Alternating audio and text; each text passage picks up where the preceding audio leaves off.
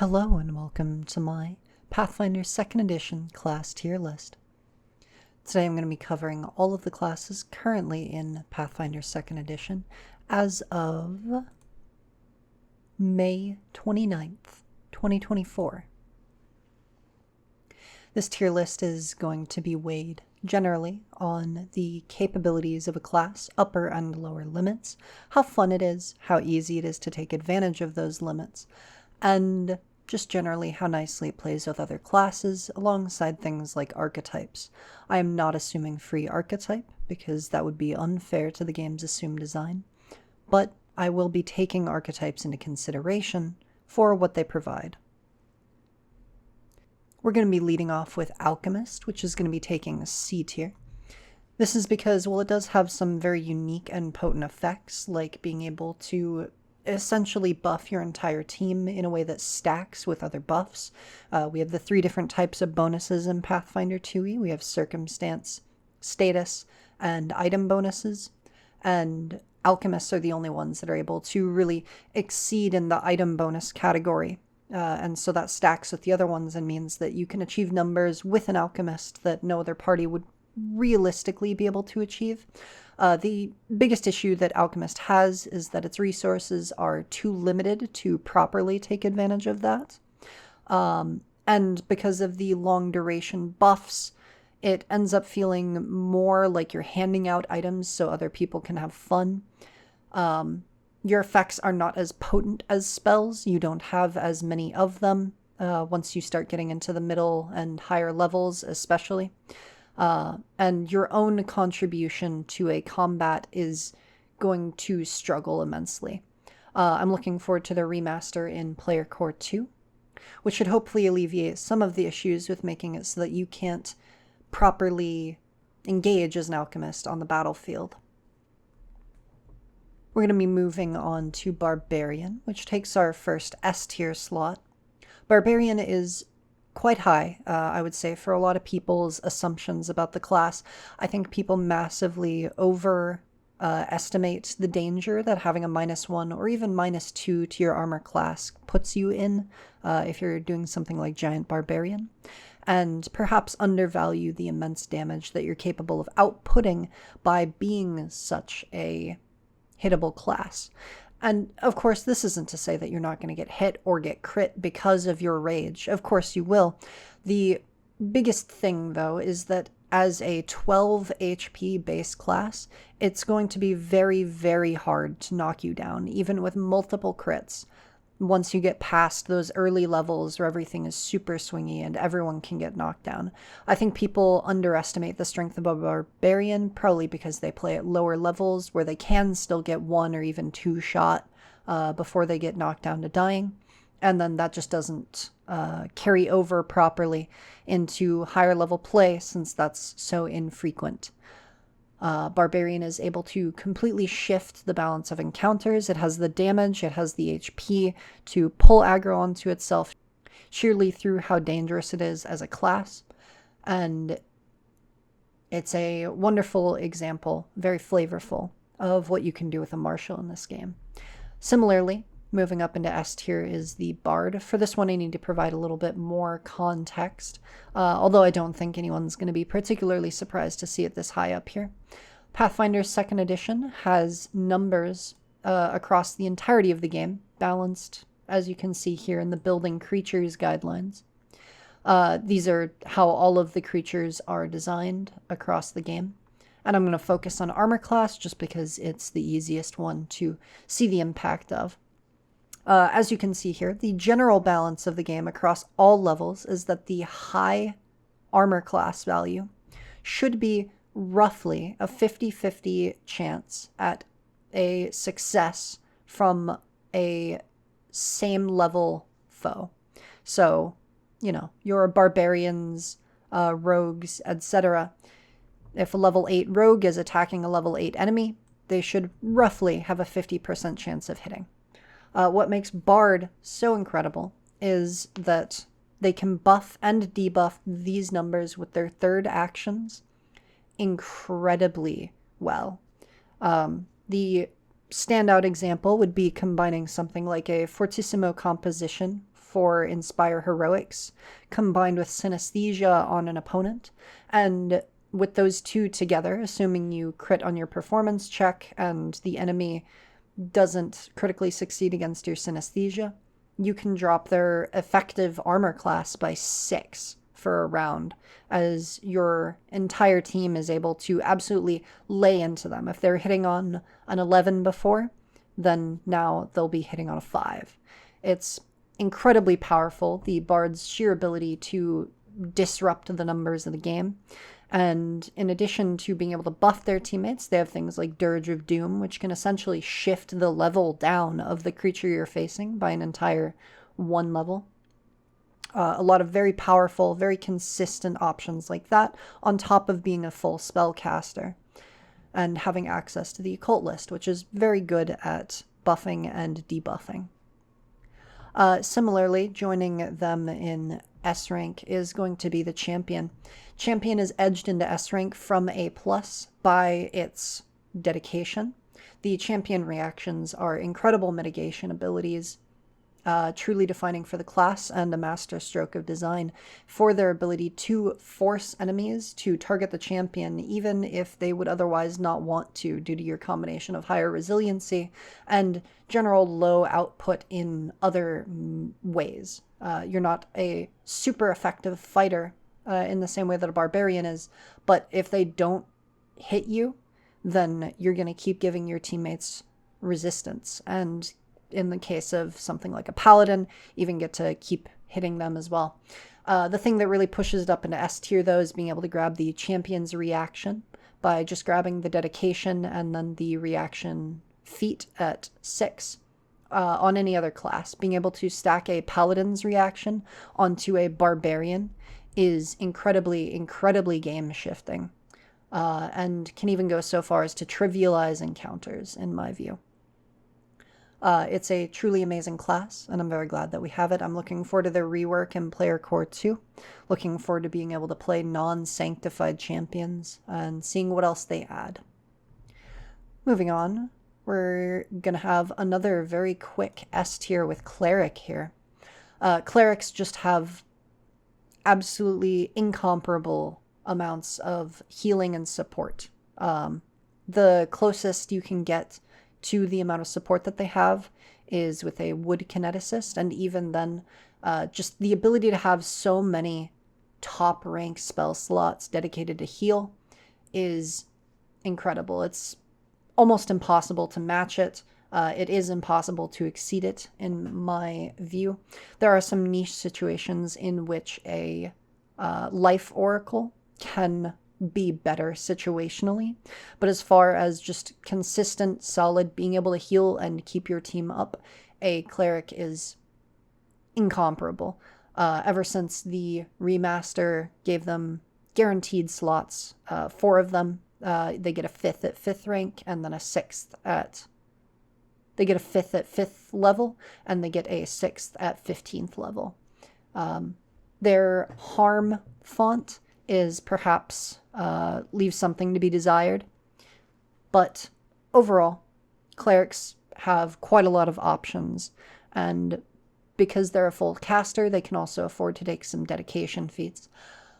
I know that there are some issues some people have with War Priest. I'm looking forward to, in the future, the soon-to-release class dedication that's going to focus on giving them more of a martial presence on the battlefield rather than the War Priest's focus on self-defense. But overall, Cleric is already claiming a very, very solid spot in S tier. Moving down a little bit, though, we're going to go into A tier with a Druid. Druid has a lot of very good options, some very solid focus spells, an animal companion in the animal order, one of the best focus spells in the game in the storm order as far as damage goes. The primal spell list is incredible at both damage and healing, which is very, very versatile and helpful to have. Untamed form allows them to even compete with marshals as far as being able to stay on the front lines, and that combines with their general resiliency as a caster. Druid fills a very solid role, even if it doesn't exceed enough in any particular role to push it up into a higher tier. Now, Fighter is going to be landing itself in A+. A lot of people will tell you that Fighter is the best martial in the game, the strongest, etc. And while I do think that it has some incredible standout potential in things like disruptive stance, being able to interrupt on a crit, getting multiple AOPs off per turn, the biggest issue with Fighter is that it doesn't have a standout core thing that is elevating it into the rank of S. I think that it can compete with these S rank options, but as far as it goes, it's not pushing that purely on its own merits. It's doing that off of feats or context. It's still an incredible, incredible class. Getting a +2 to hit would be even more important were the prevalence of buffs and debuffs not as high as they are in these high rank tiers. But as is, a +2 to hit is something that the other classes are also getting from their bard or such. And it ends up being less important than something like 18 flat damage on a Barbarian strikes, or a Dirge of Doom dropping the difficulty of an encounter basically from extreme to severe, and other options like that. Joining it in A+ tier is going to be Gunslinger, where the various ways have a lot of very unique and fun ways to make firearms not only useful but excel. The biggest issue with the class is just that firearms are very difficult to make work anyway. They're very reliant on critical hits to get what they want out of it, and in that way they're kind of the same as the Fighter, where they very badly want to get these critical hits, and their whole class is kind of built around the concept of I hit very often and I'm likely to crit, so I can take advantage of these critical specializations and various critical effects more often. But generally I think that they fall flat of the S tier, despite being able to land extreme blows, because they just firearms are lacking when you do not critically hit. And all the support in the world can't really turn that around. Inventor is going to be landing itself in a pretty solid B tier. Inventor has this very unique spot in the game where it pays some of its power budget for versatility. Things like Explode, things like Megaton Strike, various area of effect abilities, healing, searing restoration, stuff like that. It makes it feel like you're a magic user at the same time as you're a martial, and especially with things like overdrive and the extra d6 of energy damage you can get, Inventor gets to stack up some very sizable damage that puts it in competition damage-wise with some of the upper options. But its biggest issue is its inability to consistently take advantage of its unstable abilities. When I choose a feat that has the unstable trait, I'm excited to use it. It gives me versatility in combat, and I would prefer if it were a dangerous thing to use and not just a thing that I am very likely to be able to use once and then not be able to use for the rest of combat. I think that especially with the bonuses that focus points have been receiving the past few months, especially with new spells coming out that are excellent, the new refocusing rules, etc., it is not really worth it to play an Inventor anymore. I still think that they are incredibly interesting and very fun, and as with all of these classes, again, by no means is it unviable to play one. I struggle to invest myself in a class where the return on my investment is going to be inconsistent, or in the case of most of the innovations, lacking. Investigator is going to be landing itself up in A+. Devise a stratagem and pursue a lead are just incredible, incredible options that you can have.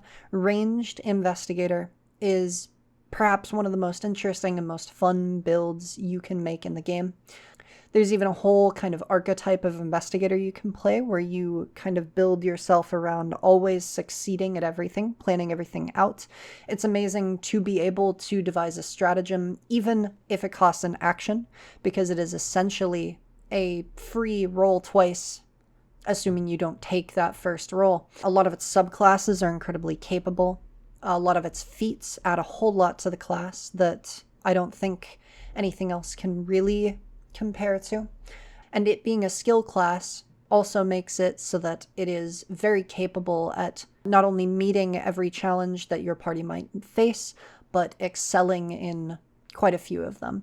My personal favorite is Forensic Medicine, being able to pull off repeated, incredibly powerful battle medicine. You can usually afford the Medic Dedication or Doctor's Visitation as well. It just leads to Investigator being very strong. The only two pain points that the class faces are that melee Investigator is incredibly, incredibly difficult to pull off because of the increased action cost of needing to move to things, kind of counteracting the benefit that you gain from not wasting your first attack roll of the turn on a low roll. And the other thing is that there is a little bit of ambiguity in the rules and in the way that Investigator is ran. That means that if a game master is particularly unkind to their players, it can get stuck feeling weaker than it should be. But overall, the chassis, the capability, and the fun that an Investigator can provide lands it in a very solid A+. Kineticist is going to be taking the final slot in S tier.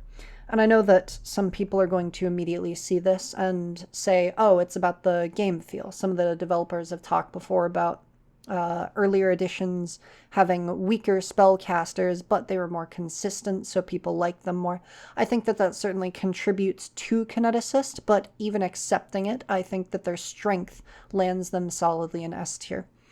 To explain why, I have to get kind of into the nitty-gritty of things and specify that not every option that a Kineticist has lands them in S tier. It would be very reasonable, and you are very capable of building a Kineticist that goes as far down as, I would say, B tier.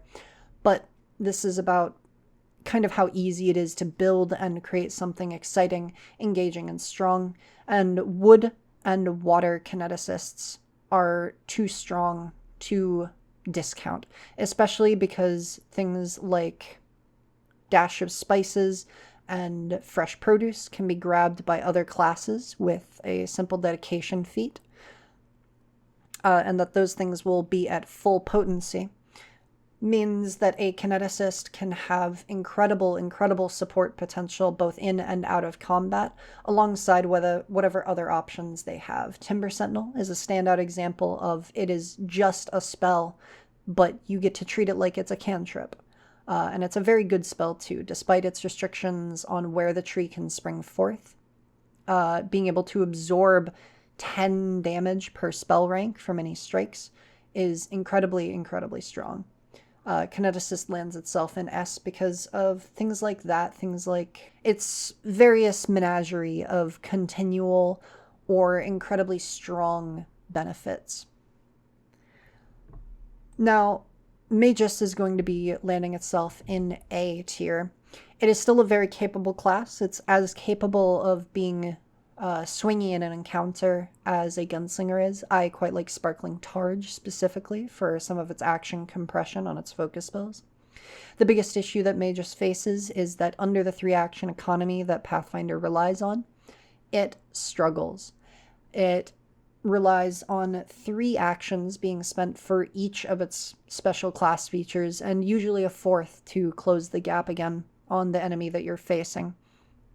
And that's just too difficult to play around. Even if you have a mount, there are just struggles that you will face as a Magus, and the versatility provided to you by your extremely limited spell slots does make up for it.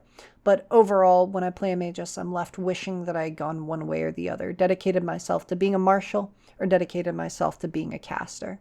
It especially hurts when you're the only spellcaster and I need to cast and sustain something like Laughing Fit so that we don't get beat up by a dragon's reaction, etc. And I am continually burning that action and unable to use my spell strike, because without the spell strike, it doesn't feel like a full class. And needing to spend 2 actions to get that spell strike means that it's going to struggle quite a lot. For exactly the same reason, the monk lands itself in A+, because it is the absolute master of being able to save you on actions. You get to go fast, you get to attack multiple times for very few actions, you get to have incredibly high AC while you do it, and a lot of your actions are very low investment, very high return. When you're playing a monk, even if you're extremely experienced with the system, you're going to be struggling to find uses for some of your actions. And I think that that's a good thing.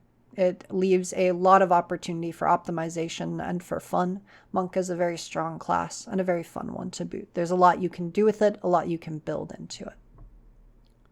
Oracle is going to be taking the lowest rank in this list because, while not a strictly worse class than any other one, things like Life Oracle or Battle Oracle can excel in niche situations or even outperform their counterparts, like a Life Oracle being able to outperform a Cleric in some circumstances.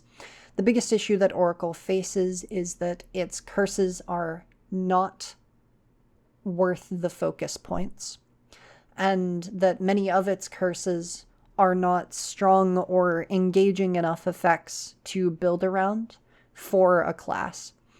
Most of the time when I make a Oracle, I wish that I had just picked a different class. Usually a Sorcerer, sometimes a Cleric, sometimes a Martial.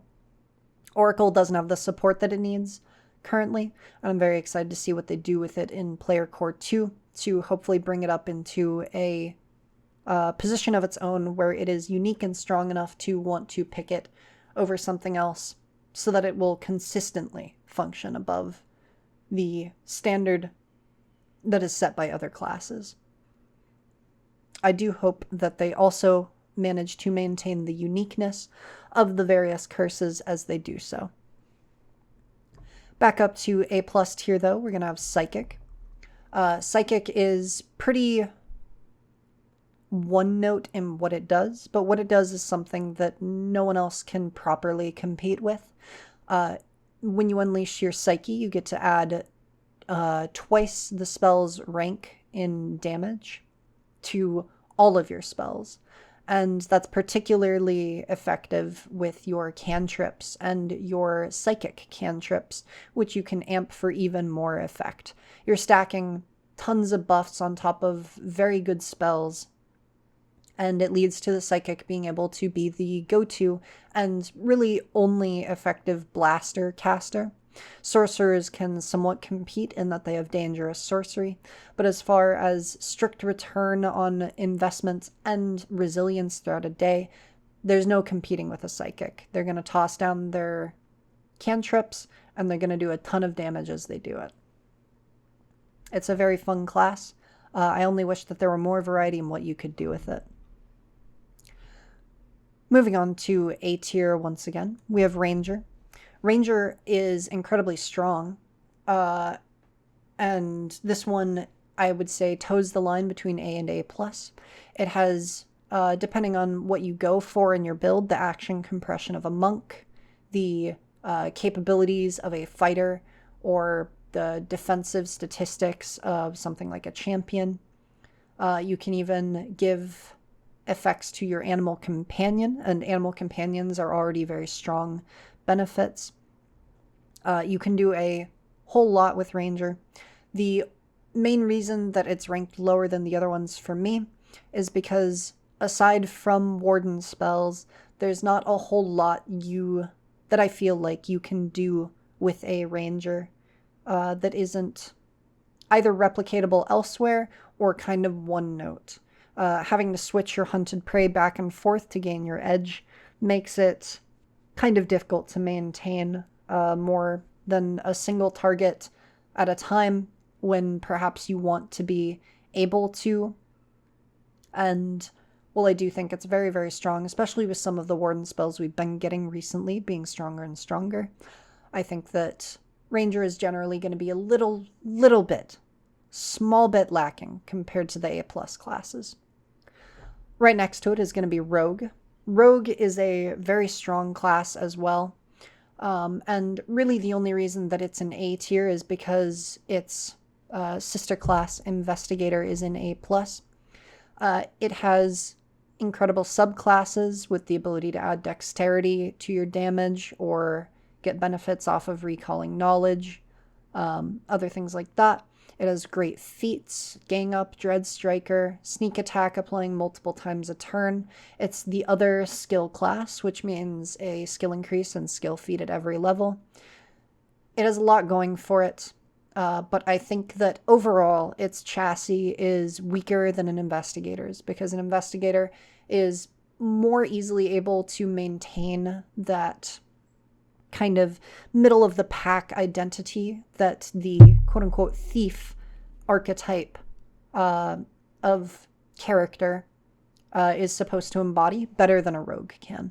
It has the skill increases, it has things like That's Odd, the ability to do more things, whereas the rogue kind of loses out a little bit on that to focus some more on combat potential. And while I do think that that is very, very worth it, I also think that generally, if you're trying to balance your party properly, a rogue is going to be felt a little more lacking than an Investigator. Also in A tier, we're going to have Sorcerer, getting 4 spell slots per day, getting signature spells at every level, your bloodline granted spells, some very good focus spells, and your bloodline magic. It's a whole lot to tack on top of some very, very solid non-tradition bound casting. Sorcerer is a very wonderful class, and especially with dangerous sorcery, it's the only thing that can really give Psychic a run for its money as far as blaster casting goes, though you'll still fall more into the utility role of being able to hit areas or have backup spells for shutting down reactions, debuffing enemies, buffing your allies, etc. There's a whole lot you can do with Sorcerer, and especially because of the wide berth of bloodlines that exist, you're able to fulfill so many different roles depending on what you choose. Moving back up to A+, we're going to have Summoner. This is up here for the exact same reason that the Monk is. You essentially get an extra action every turn with the ability Act Together. And on top of that, you are a 10 HP body on the front line with a capable fighting chassis at the same time as you are a caster on the back line, able to provide support, provide healing. You're not bound to a spell list, so you can also switch up while coordinating with your party, making your characters before a game to ensure that you're able to fill whatever role is necessary. And Act Together is just a brilliant, brilliant, fun piece of design that allows you to take 4 actions a turn as long as you're not taking any 2 action activities more than once. It's very, very well put together, very fun. And there's a lot of flexibility in what you can do with it as well. I've had quite a lot of fun, absolutely just dumping charisma and buffing up strength and dexterity on my summoner and having them move into combat as one, focusing on buffing spells and healing spells, etc. It's a very well designed class, very fun. Swashbuckler is going to be landing in A tier right next to the Rogue and Sorcerer. It is essentially a rogue that traded away being a skill class to get some more combat capability. And while I really don't think that that's a bad thing, I do think that going even further away from the roots of the kind of thief archetype that it's supposed to fit into, I do think that going away from the kind of rogue archetype that it at least originated from means that it's kind of left in this middle ground. And especially with the prevalence of precision immune enemies across the game, it's kind of a difficult class to engage with. It's something that I also feel has the same action economy issues as a Magus, although a little alleviated by the fact that you can spread your actions out into single actions instead of always having to do 2-action activity. But generally, the gameplay loop of gaining panache, using it on a finisher, gaining it again, while very fun and very thematic and very interesting, is not for me, and generally a little bit too restrictive to land it in a higher roll. I'm very looking forward to the bravado actions that we'll be getting in Player Core 2 to hopefully alleviate some of the issue with a Swashbuckler's turns and gameplay feeling too samey and being a little bit too one-note. Landing right next to it in A tier is my other favorite class, the Thaumaturge. The ability for implements to spread across so many party roles is incredible. It's a very strong class for information. The recall knowledge rules don't allow you to reattempt checks if you fail a single time, which makes things like diverse lore on your exploit vulnerability one of, if not the only way, to continue to get new information across the entirety of a fight. It's the knowing stuff class, and it gets to stack that on top of a glass cannon shell, where its AC is perhaps a little lacking, and its HP is set in the solid 8 range alongside some of the tankier casters, but it manages to hit as hard as D12 weapons with its one-handed blades. I think that the only real issue with it is that it has some very difficult issues with wording and rulings contained within it, but other than that, it's a very well-designed class. I love the different images that it evokes while I play, and I think that it's very capable of filling so many class roles that it provides this consistent idea of what a Thaumaturge is, and it's very powerful in doing that. Matching it is going to be A tier Witch. The Witch is really only restrained at this point from going higher by the fact that it only gets 3 spell slots per level. But your familiar, the amount of abilities that your familiar can get, the unique abilities that it can get, and your hex cantrips drag you up from some of the lower ranks, despite the fact that perhaps it would be a struggle to do so otherwise.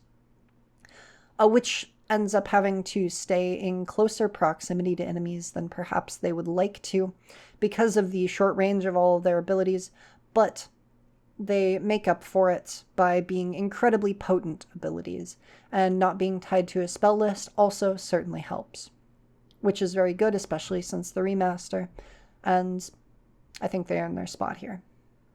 Finally, joining the Inventor in B tier is the Wizard. The biggest issue with the Wizard is that it's over-reliant on its spell slots. Almost everything else on here, in fact, just about everything else on this list, is capable of functioning across the entirety of a day, but the Wizard kind of entirely relies on their spell slots, and they're benefited for that greatly. Something like a spell-shaping Wizard who also focuses on a spell school is able to cast 6 top-ranked spells per day, which is truly incredible for a spellcaster, and only beat out by the exclusive heal or harm, or some other things with feats, spells that a Cleric can pull off. But the biggest issue is really just that that's all they have going for them. Between the spell substitution and spell blending thesis, they have a lot of versatility and a lot of powerful options, and with the spell schools, they can get additional slots at every rank, but their biggest issue is just that that's all that they get. I think that they deserve a little bit more in engaging in continual ways to be a wizard across the day, rather than just having more spells, and that's about that. So this is my finished tier list for Pathfinder's 2nd edition. These are all the classes, and I hope you took something away from this. Bye. Bye. Bye.